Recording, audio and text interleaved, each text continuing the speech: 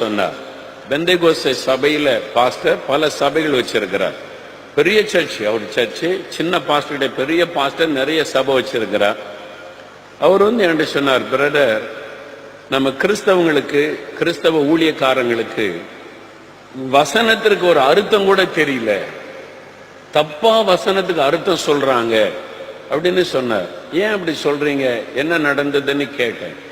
அப்ப அவர் என்கிட்ட சொன்னார், தீபாவளி வாழ்த்து சொல்றத பற்றி வலைத்தளங்கள்ல செய்தி நம்ம ஊழியக்காரங்க பரப்புறாங்க. அதுக்கு ஒரு வசனம் போடுறாங்க, என்னன்னா 2 யோவான் 10வது வசனம். வேத புஸ்தகம் 2 யோவான் 10வது வசனத்துல, ஒருவன் உங்களிடத்தில் வந்து இந்த உபதேசத்தை கொண்டு வராமல் இருந்தால் அவனை உங்கள் வீட்டிலே ஏற்றுக்கொள்ளாமலும் அவனுக்கு வாழ்த்துதல் சொல்லாமலும் இருங்கள்.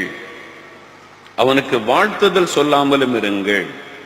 அவனுக்கு வாழ்த்துதல் சொல்லுகிறவன் அவனுடைய துர்க்கிரியைகளுக்கும் பங்குள்ளவன் ஆகிறான் என்பதான் ஒரு வசனம் இருக்கு. அதனால அவங்கள வாழ்த்து சொல்லக்கூடாது, அவங்கள வீட்டில் சேர்க்கக்கூடாது. இந்த வசனத்தை வச்சு தீபாவளி வாழ்த்தை ஒப்பிட்டு விளக்கம் கொடுக்கறாங்க.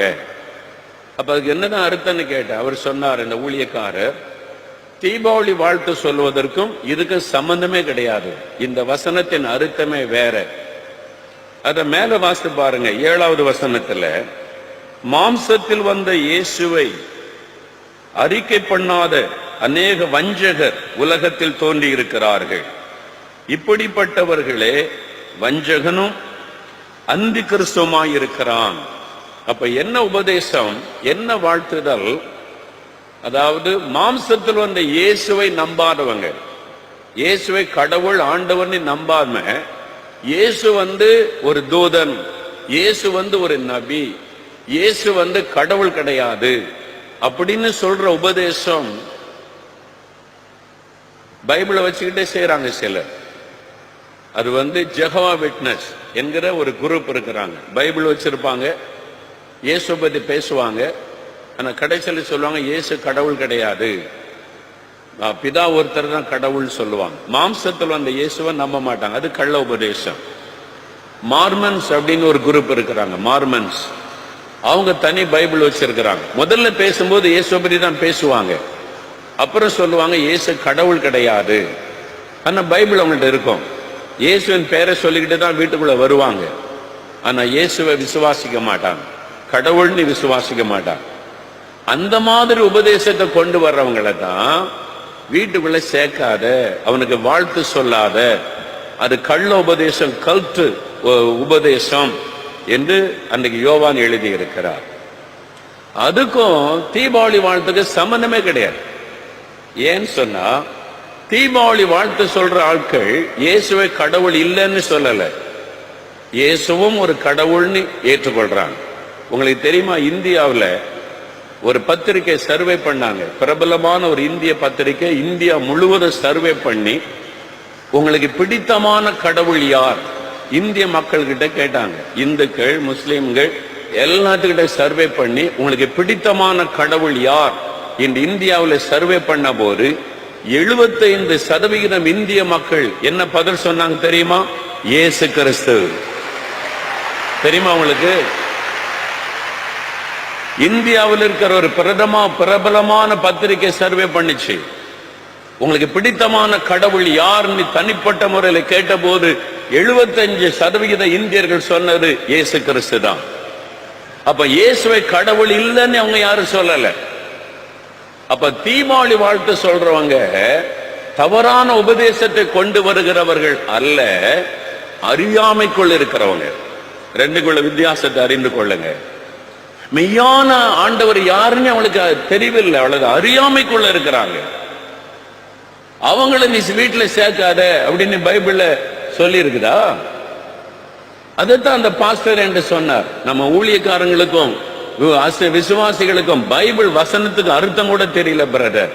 அவர் தான் என்ற வருத்தத்தோடு சொன்னார், தயவு செய்து அறகுறையா எதையும் தெரிந்து கொண்டு இயேசுக்காக வைராக்கியம் பாராட்டுன்னு நினைக்காதங்க, அது சுவிசேஷத்தை கெடுத்து விடும். எனக்கு இந்தியாவில் சுவிசேஷம் பரவுவதற்கு தடையா இருக்கிறது யார் தெரியுமா? நம்ம நினைக்கிற RS காரன் இந்து முன்னணி என்று கிடையவே கிடையாது. தமிழ்நாட்டுக்கு வந்த மிஷினரிகளும் தமிழ்நாட்டில் வந்து கோதுமை மணிகளாய் விழுந்த மிஷினரிகளுடைய லைஃபை எடுத்து பார்த்தீங்கன்னா தமிழ்நாடு கிறிஸ்தவ மாநிலமா மாறி இருக்கணும். ஆனா மாறல. யாரு தடை? நம்ம தான் தடை. நீங்களே யோசித்து பாருங்க. ஒரு சபை சொல்லுது நகை போட்டா மோட்சத்துக்கு போக முடியாது, நரகம்தான். நம்ம பைபிளை கையில வச்சிருக்கிற ஒரு சபை சொல்லுகிறார். அதையே இன்னொரு சபை சொல்லுது நகை போட்டாலும் மோட்சத்துக்கு போகலாம் அப்படின்னு சொல்லுது. ஒரு சபை சொல்லுகிறாரு பூ வச்சியன்னா நரகத்துக்கு போயிருவ, மோட்சம் போக முடியாது, ஆண்டவர் மண்டே உடைச்சிருவாரு. ஒரு சபை சொல்லுது இயேசுவை. ஒரு சபை சொல்லுகிறார். ஒரு சபை சொல்லுது ஆண்டவர் உண்டாக்குன பூ தானே வச்சுக்கலாம் அப்படின்னு சொல்லுது. ஒரு சபை சொல்லுகிறாரு நீ மருந்து எடுத்தீன்னா நரகத்துக்கு போயிருவ, மோட்சம் போக முடியாது, டாக்டர்கிட்ட போகாத, மருந்து எடுக்காத. ஒரு சபை சொல்லுது மருந்து எடுக்கலாம், தப்பு இல்லை. எல்லாருமே வசனத்துல தான் தொங்கிக்கிட்டு இருக்கிறாங்க. ஆளுக்கு ஒரு வசனத்தை வச்சு தொங்கிக்கிட்டு இருக்கிறாங்க. எல்லாருமே பைபிள்ல வசனத்தை காமிக்கிறாங்க. இதுல எது சரி? இந்த குழப்பத்தினாலதான் புறஜாதி மக்கள் இயேசுக்குள்ள வருவதை தடைப்பட்டு போனது. நமக்கு ஒரே இதில் ஆளுக்கு ஒண்ணு சொல்றோம், குழப்பிக்கிட்டே இருக்கிறோம். எதுக்கு இந்த வீண் குழப்பங்க? அதெல்லாம் விட்டுட்டு ஒழுங்கா ஜபம் பண்ணி சுவிசேஷத்தை அறிவிக்கிற வேலையை பார்ப்போம். ஆத்துமாக்கள் ரட்சிக்கப்படுவதை பார்ப்போம். தயவு செய்து இந்த மாதிரி குழப்பத்துக்கு இடம் கொடுக்காதங்க. தவறான காரியத்துக்கு இடம் கொடுக்காதங்க. சின்ன சின்ன காரியத்தெல்லாம் பெருசுபடுத்தி மற்றவங்களை புறக்கணிக்காதங்க. தீபாவளி கொண்டாடுற ஆத்துமாக்கள் ரட்சிக்கப்பட்டதான் நம்ம ஜெபிச்சு பிரயாசப்பட்டு கொண்டிருக்கிறோம். அவன் வந்து இயேசுவை அறிந்து கொள்ளணும், ரட்சிக்கப்படணும், அவன் கிறிஸ்துமஸ் கொண்டாடுறவனா மாறணும்ன்றது தான் நம்ம ஜெபித்துக்கு பிரயாசப்படுகிறோம். நீங்க அவனையே வீட்டில் சேர்க்க மாட்டீங்கன்னா அப்புறம் எப்படி சுவிசேஷம் அறிவிப்பீங்க? தயவு செய்து நல்ல முதிர்ந்த போதகர்கள், முதிர்ந்த ஊழியக்காரங்க கிட்ட வசனத்துக்கு உண்மையான அர்த்தம் என்னன்னு கேட்டு அறிந்து கொள்ளுங்க. சும்மா ஒரு வசனத்தை பிடிச்சுக்கிட்டு அதுல தொங்கிக்கிட்டு தப்பான விளக்கம் கொடுக்க கூடாது. நாமும் அதை அப்படி தவறா புரிந்து கொள்ளக்கூடாது. ஆமேன்னு சொல்லுங்க.